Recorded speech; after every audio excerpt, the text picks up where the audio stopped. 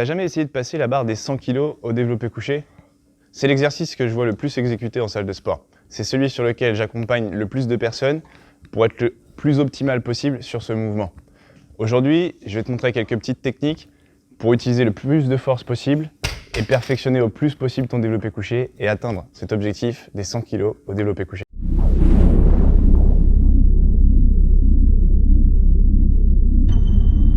Je pense que tu sais déjà à peu près comment fonctionne le développé couché. Je ne vais pas te réexpliquer toutes les bases du développé couché, je vais te donner mon approche et ma vision des points importants pour le perfectionner et utiliser le plus possible de ta force. Premièrement, tu devras être le plus gainé possible sous la barre.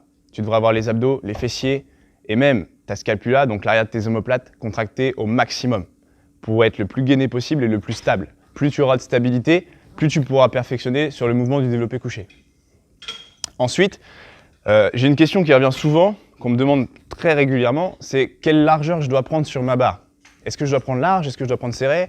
Je vois des gens qui prennent très large, qui sont très forts, des gens qui prennent très serré, qui sont très forts. Il y a plein de façons de faire différentes, parce que ça va dépendre avant tout de toi, de tes points forts et de tes points faibles. Mais moi, ce que j'aime enseigner d'abord aux débutants, c'est apprendre leur mouvement, apprendre le corps et comprendre comment il fonctionne sur le mouvement. Donc pour cela, je commence toujours par une première approche qui est l'approche qui te permet d'engager sur tes 3 plus gros muscles de la même manière. Donc à savoir le deltoïde, le triceps et le pectoral. Pour ça, tu vas prendre la barre du développé couché, tu vas la placer sur ta poitrine et tu devras former un angle droit avec ton coude. Ton avant-bras devra être le plus possible à la verticale. C'est une manière très simple d'engager au maximum sur les 3 plus gros muscles. Ça te permettra d'être un petit peu plus performant et surtout, ça te permettra d'apprendre à comprendre ton corps. Et puis, quand tu vas avancer, quand tu vas perfectionner ton mouvement, tu vas te rendre compte plus ou moins de tes points forts, de tes points faibles. Si tu as un point fort pectoral, tu seras tenté à prendre un petit peu plus large. Si tu as un point fort triceps, tu seras tenté à prendre un petit peu plus serré. Pour progresser sur ce mouvement, tu devras faire attention aux 3 phases de contraction de tes muscles. Souvent, on néglige une des 3 phases, voire 2 des 3 phases. La première, l'excentrique. Lorsque la barre descend, essaye de retenir la charge en contractant tes muscles le plus fort possible. Le même système un petit peu que la tension compensatoire qu'on a vu dans la vidéo précédente. La deuxième, la phase isométrique, celle où tu maintiens ta barre en bas du mouvement lorsque ton muscle est allongé et sous tension au maximum. Ça va te permettre d'être plus stable en bas du mouvement et de mieux garder ta trajectoire. Et la troisième, enfin, la concentrique, celle qu'on fait tous puisqu'il faut remonter la barre, sinon tu finis écrasé sous la barre. Donc, ces 3 phases sont très importantes. Tu peux les séparer dans ton entraînement.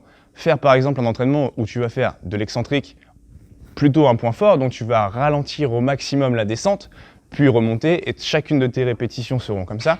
Soit plutôt isométrique, où tu vas descendre la barre normalement et essayer de maintenir la barre proche de la poitrine, sans toucher en bas du mouvement et en serrant le plus fort possible, puis remonter. Ça te permettra de travailler sur ta stabilité en bas du mouvement. Soit la phase concentrique, où ici le but ne sera pas de descendre la barre mais plutôt de la dropper, donc tu laisses la barre tomber sans te faire écraser et tu remontes plutôt explosif. Ces 3 phases de mouvement sont très importantes. Elles te permettent d'avoir un meilleur angle de poussée, donc d'être plus stable et donc de pousser plus lourd. Et en plus de cela, ça te permettra de développer tes muscles de manière plus optimale. Une fois que tu contrôles tes 3 phases de mouvement, à savoir l'excentrique, l'isométrique et la concentrique, tu vas devoir progresser sur la charge de travail. Donc, pour cela, relativement facile. Soit tu augmentes ton nombre de répétitions dans tes séries, soit tu rajoutes une série en plus lors de ton entraînement. Tu peux même essayer d'augmenter le poids de ta barre au fur et à mesure de tes entraînements. Bien sûr, plus tu feras 2 fois le développé couché, plus tu seras performant. Donc, je te conseille de le faire 2 à 3 fois par semaine si ton objectif, c'est de performer sur ce mouvement. À savoir que faire 100 kg sur une barre de développé couché, c'est pas aussi facile que ça en a l'air. Donc il te faudra certainement un petit peu de temps, un peu de patience et de rigueur pour y parvenir.